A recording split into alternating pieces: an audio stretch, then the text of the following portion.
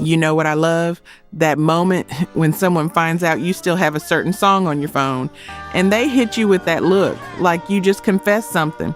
Oh, you like that? Like they were never singing it too. But here's the thing. The charts don't lie.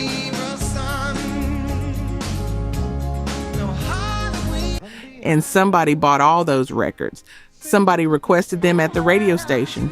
Somebody slow danced to them at the reception. We both are so excited. 10 songs that spent weeks, sometimes months, at the very top of the charts, while everybody was busy pretending they didn't like them. Number 10, Reunited, Peaches and Herb, 1979. Here's a question nobody asked at the cookout. What's your favorite Peaches and Herb song? But you know every single word of Reunited. Don't even try to deny it. The same old wall came. By 1979, Peaches and Herb had been in the game since 1966. 13 years through multiple lineup changes, so many that by the time this song came out, the woman singing Peaches was actually Linda Green, not the original Francine Barker.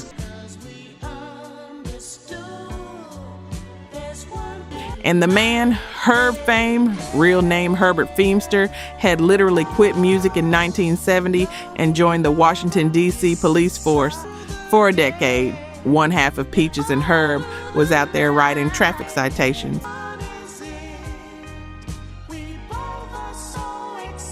But music pulled Herb back in. He got paired with producer Freddie Perrin, the same man behind some of the Jackson 5's biggest hits. And in 1978, they put together an album called Too Hot. The first single, Shake Your Groove Thing, went top 5. And then came Reunited. A ballad about love coming back around. About getting another chance at something you'd already made peace with losing. The chorus is so sweet it almost aches. And if you've ever watched someone walk back into your life after you genuinely let them go, you know what that song is doing.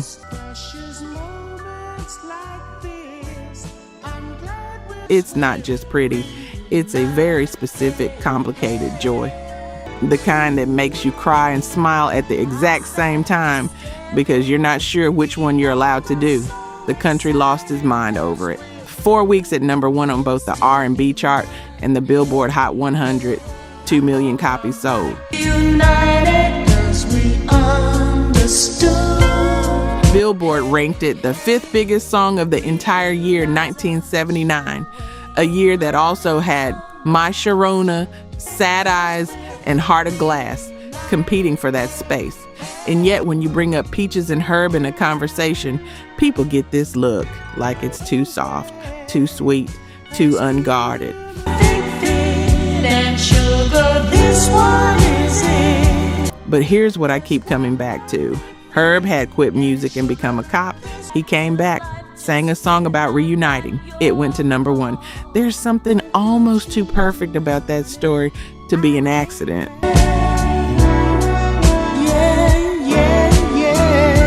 The charts don't know what's cool to admit.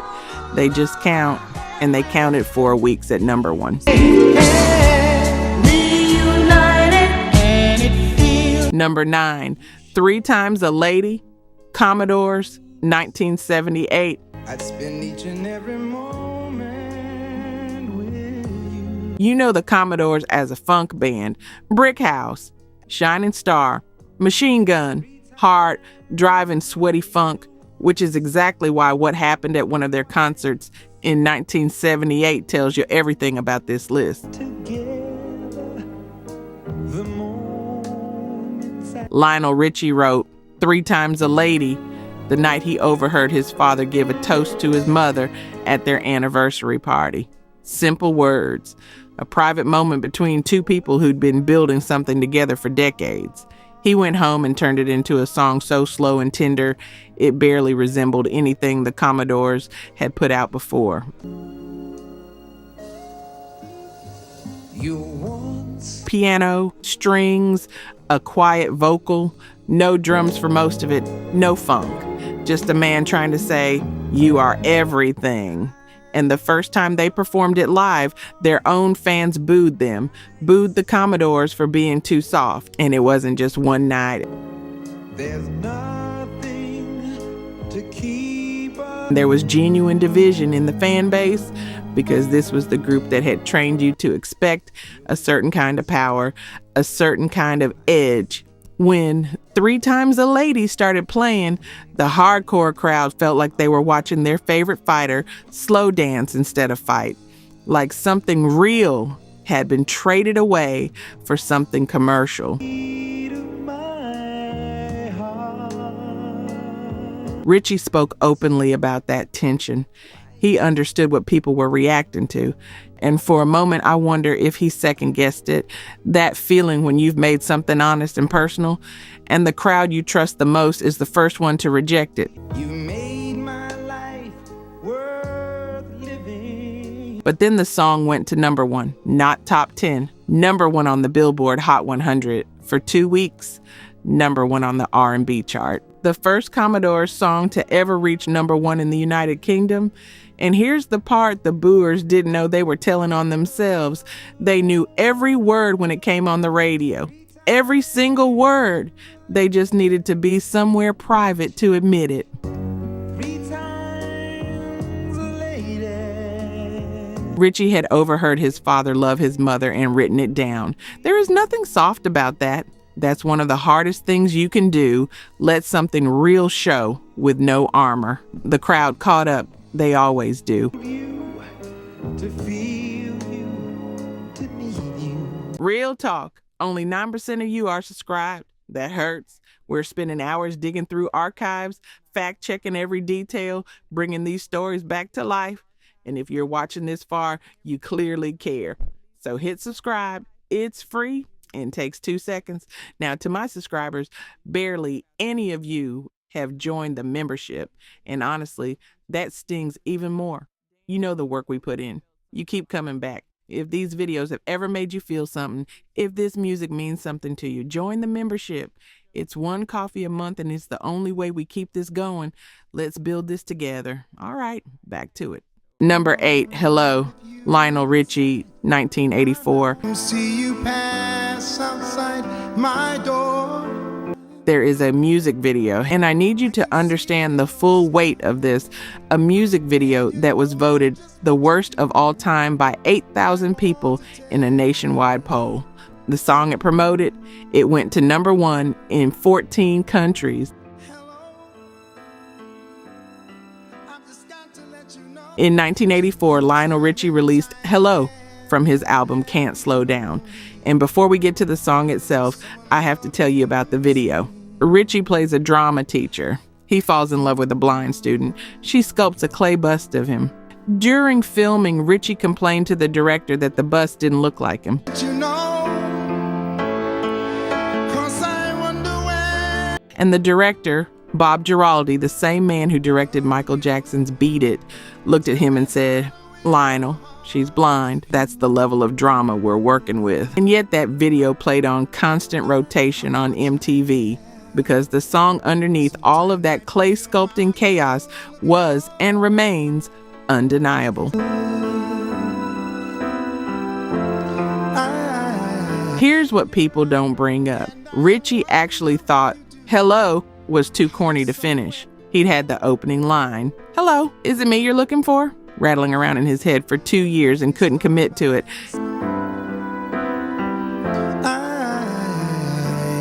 His wife had to push him. His producer had to badger him. He left the song off his first solo album entirely.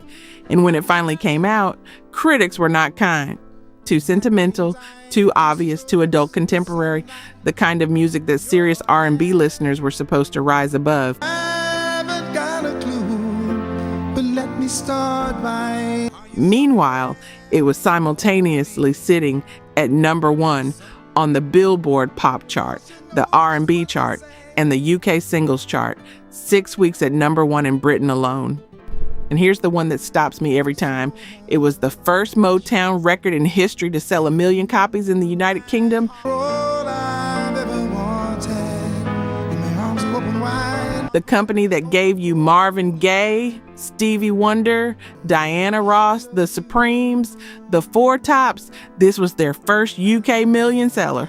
The song with the worst music video ever made, because the feeling in Hello, that specific ache of wanting someone who doesn't know you exist, of rehearsing things you've never said out loud, is not exclusive to the video's pottery class.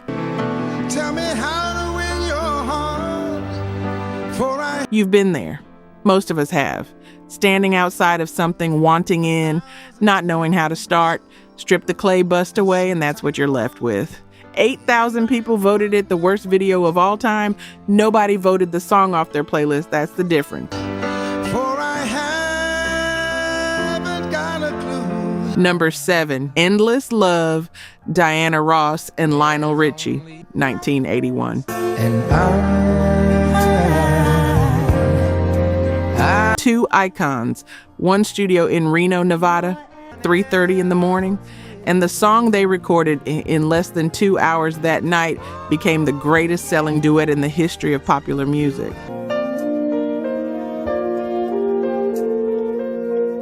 Lionel Richie was still technically a Commodore. Diana Ross had just left Motown after 20 years. She'd signed a $20 million deal with RCA Records, the largest in history for a female artist at the time. These two people should not have been in a recording studio together at 3:30 a.m. in Reno. you mean the world to... The film director Franco Zeffirelli had called. He needed a theme for his film Endless Love, starring Brooke Shields, and Richie, in what might be the most impulsive decision in his career, offered up a melody he'd originally written for the Commodores that never got used.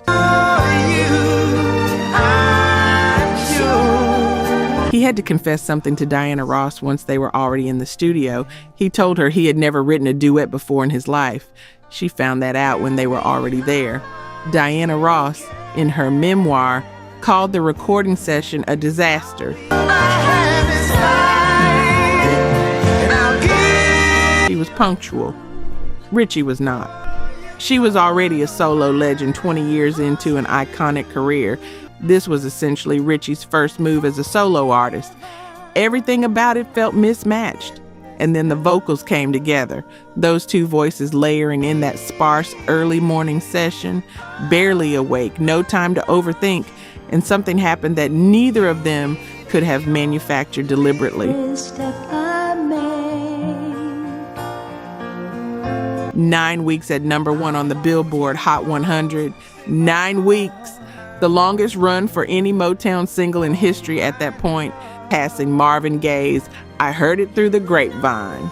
Simultaneously topped the R&B chart for 7 weeks and the adult contemporary chart, the only duet ever to accomplish all three at the same time. And your eyes,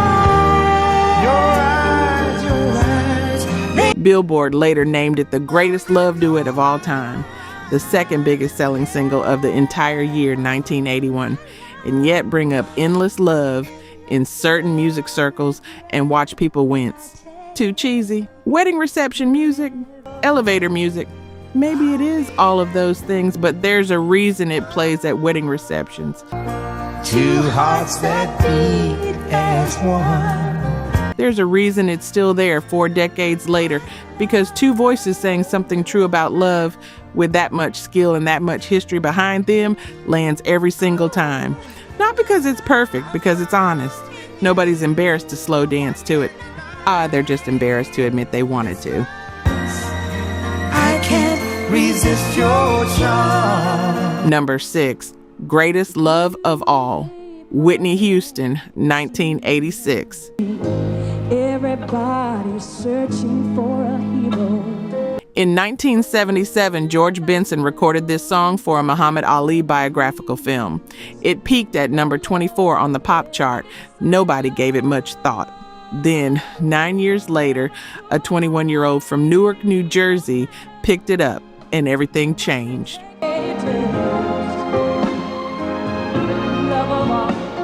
Whitney Houston's debut album came out in 1985, and it was, by any measure, a phenomenon.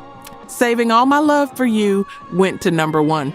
How Will I Know went to number 1, but it was the third single, Greatest Love of All, that became something that outlasted the chart positions. Remind us how we used to. Here's the thing about this song that people skip over. The lyrics were written by Linda Creed, and Linda Creed wrote them while she was dying of breast cancer. Learning to love yourself is the greatest love of all. She was not writing an inspirational poster slogan. She was writing about survival, about what stays when everything else is being stripped away.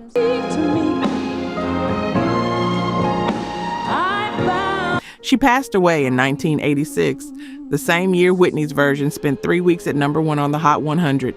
Think about what you're actually hearing when you hear that song.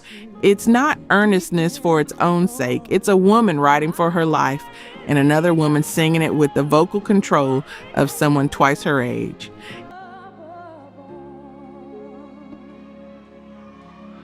And a certain kind of music fan decided it was preachy, too on the nose, too inspirational, too direct, something to fast forward past on the way to the harder, more sophisticated tracks. And that kind of dismissal is so much easier when you've never needed a song to tell you that you were allowed to survive. 3 weeks at number 1, one of the best-selling debut albums in recording history. Whitney was 21 years old on that recording, and somewhere behind all the critical distance people put between themselves and it, there are real moments. Inside, give them a sense. And if you've ever been through something that reduced you, that stripped you back to nothing and had to find your way back to yourself, you know what that lyric actually means. Not as inspiration, as instruction. Calling it preachy is easier than admitting it got to you.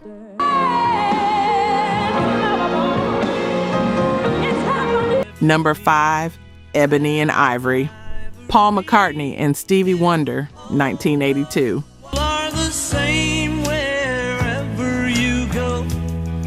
In 2007, BBC Six Music asked 8,000 listeners to vote for the worst duet ever recorded. This song won. I Want to Hold That next to another fact is the biggest hit of Stevie Wonder's entire career. His biggest career hit. Both of those things are true simultaneously. Paul McCartney wrote this song called Stevie Wonder, and they recorded it together at AIR Studios in Montserrat in 1981. The message was simple. Piano keys, black and white, work in harmony. Why can't people?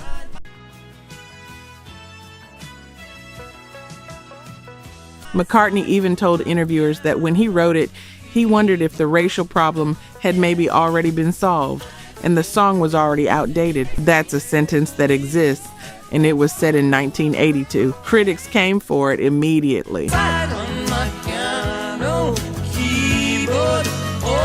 Du saccharine, simplistic, insulting. The consensus was that comparing centuries of racial violence and systemic injustice to piano keys was a flattening so complete it was almost its own kind of offense. Saturday Night Live parodied it within weeks of release. Eddie Murphy as Stevie Wonder, Joe Piscopo as Frank Sinatra, and the criticism, honestly, it holds up. You can disagree with a song and still not be able to explain why you bought it. Why don't we? 7 weeks at number 1 on the Billboard Hot 100, the 4th biggest hit in America for the entire year of 1982. Stevie Wonder's longest run ever at number 1, making him, in that moment, the first solo artist in history to top the U.S. charts in 3 consecutive decades. It's also the only Paul McCartney solo song to ever hit number 1 on the Billboard R&B chart. And here's what I think about when I hear this. The same month the song was being mocked on SNL as too simple for American audiences, it was banned on South African radio for being too dangerous to play under apartheid. Think about that specific contradiction. In America, too obvious. In South Africa, too threatening to broadcast. The same song, at the same time.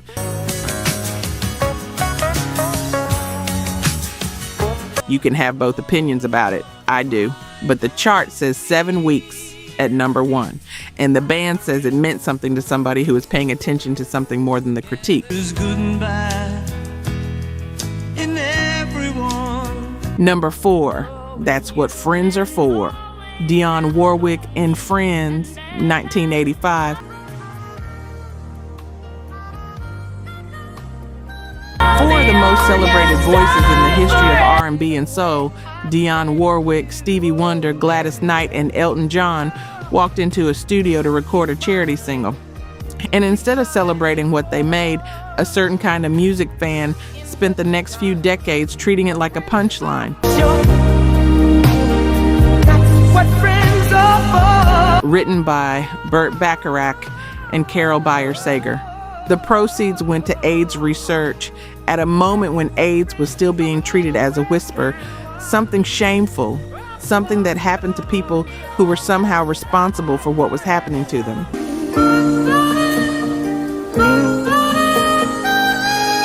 (1985). The country was not having this conversation generously. And these 4 artists decided to put their names on a record that said clearly that the people dying deserved to be fought for. And that was not a small thing to do in 1985. And I want you to sit with that before we talk about the chart position.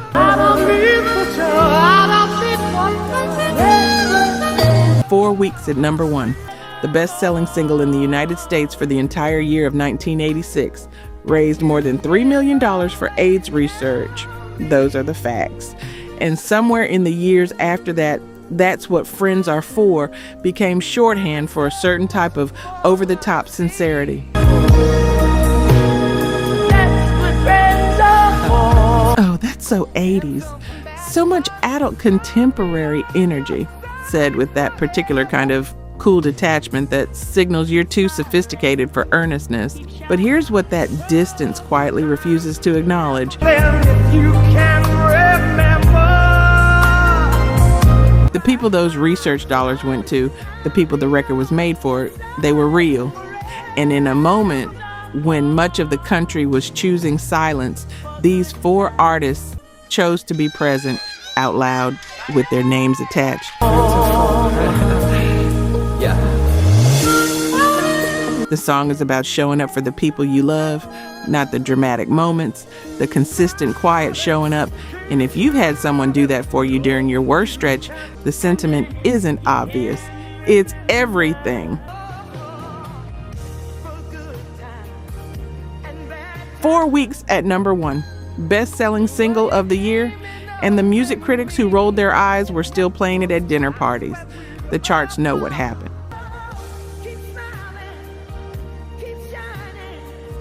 Number 3, We Are the World, USA for Africa, 1985. Before you sigh, and I know some of you want to, I need you to actually look at what was in that room. 45 artists, one night, January 28, 1985, and the record they made sold 20 million copies. Harry Belafonte had an idea after seeing what Bob Geldof and Band Aid did in the UK with Do They Know It's Christmas? He wanted to do something bigger. He brought in Quincy Jones to produce. Michael Jackson and Lionel Richie wrote the song together in a matter of weeks. And on the night of the American Music Awards, they gathered Stevie Wonder, Diana Ross, Ray Charles, Tina Turner, Billy Joel, Cyndi Lauper, Bruce Springsteen, Willie Nelson, Bob Dylan, Lionel Richie, Michael Jackson, and dozens more. E. Quincy Jones put a sign on the studio door. Please check your egos at the door. And somehow, it mostly worked. Released March 7th, 1985, number 1 4 days later, stayed there for 4 weeks. Sold more than 20 million copies worldwide, raised over $60 million for African famine relief.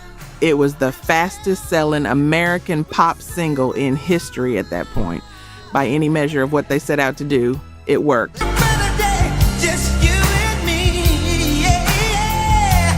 And now, search We Are the World online, and half of what you find is people making fun of it. The choreographed sincerity, the star power pressed too close together, the hand-holding, the specific earnestness of it all somehow became the cultural punchline of an entire era. We collectively decided that genuinely caring about something out loud in front of cameras sit without ironic distance and was embarrassing. And I find that worth sitting with, because there were real people starving in Ethiopia in 1985. And 45 artists stood up and said, I am going to put my name on this in front of everyone, without cool detachment, and the world bought it, 20 million copies. And then we spent the next 4 decades being embarrassed about having felt something about it.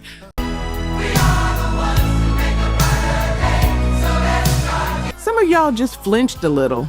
I know, that's fair. But the flinch is part of the story too. 4 weeks at number 1, $60 million raised. The charts counted every single one of those records. Number 2, Say You, Say Me, Lionel Richie, 1985. I had a dream, I had an awesome dream. This song won the Academy Award for Best Original Song. It was number 1 for 4 weeks. It was the second biggest song of the entire year, 1986, in the United States. And somewhere between 1985 and now, it became something people mention apologetically.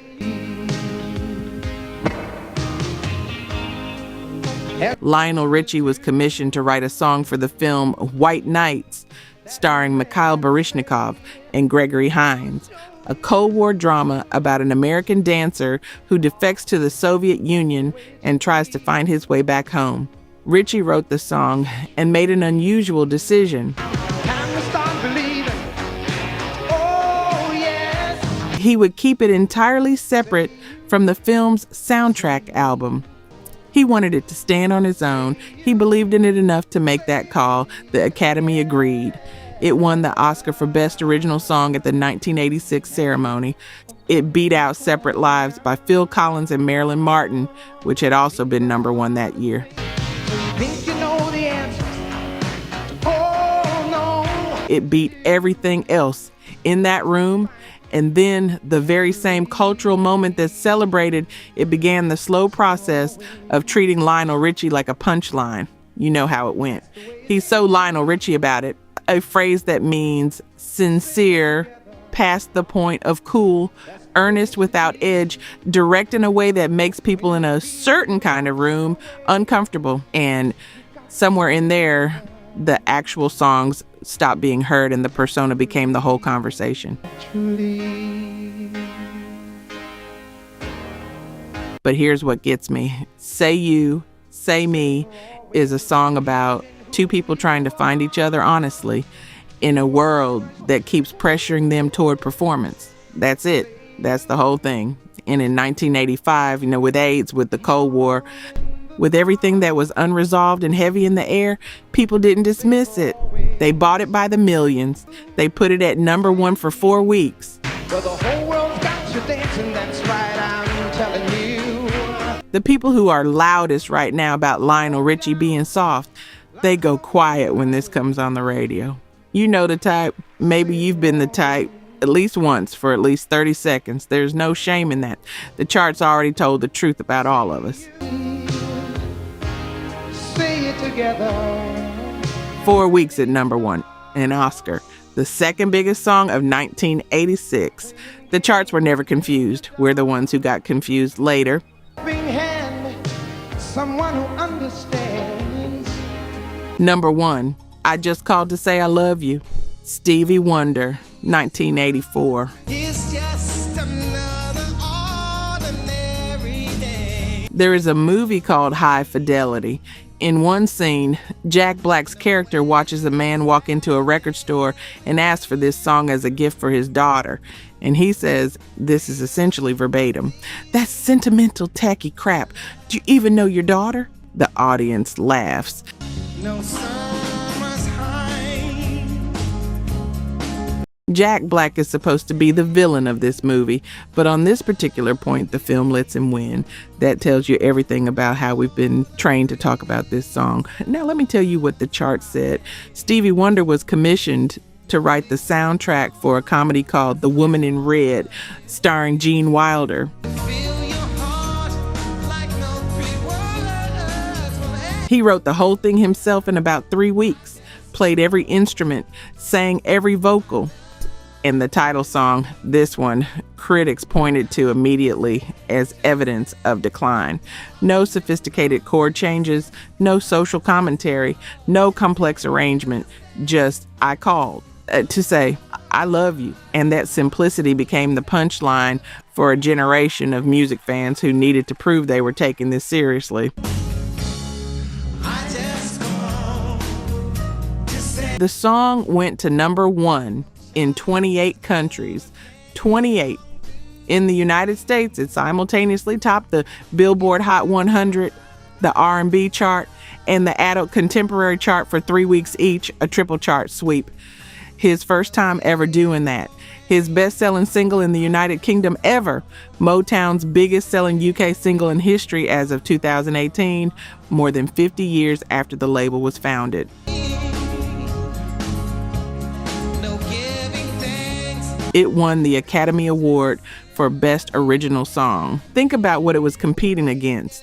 Against All Odds by Phil Collins, Footloose by Kenny Loggins, Let's Hear It for the Boy, Ghostbusters. All 5 nominated songs had reached number 1 on the Hot 100 that year, the only time in Oscar history that's ever happened. And Stevie Wonder still won. When he accepted the award, he dedicated it to Nelson Mandela, still imprisoned in South Africa. The South African Broadcasting Corporation banned all Stevie Wonder music the very next day. Stay with that for a second. Best spoons and light, one tender August night. The song that music fans use as the primary evidence of Stevie Wonder going soft was considered dangerous enough by an apartheid government that they banned everything he'd ever made in response to him accepting an award for it. The simplest thing he'd ever recorded, and it threatened them. Here's what I think is actually happening when people dismiss this song. We love Stevie Wonder so much. Songs in the Key of Life, Intervisions, Talking Book, all of it, that we cannot accept that his most popular song might also be one of his most honest ones. I just called to say I love you is what you say when there's no occasion. Warm July, no heart. No birthday, no anniversary, no emergency. When you just feel it and you pick up the phone. That's not simplicity as a failure. That's simplicity as a deliberate, brave choice. And 30 years of distance and irony haven't changed the fact that when this song comes on, you know every single word. The Jack Black character gets the laugh in the movie, but Stevie Wonder has 28 number ones, an Oscar, and a government ban. That's the difference between what sounds cool to say and what people actually do when the music starts. Three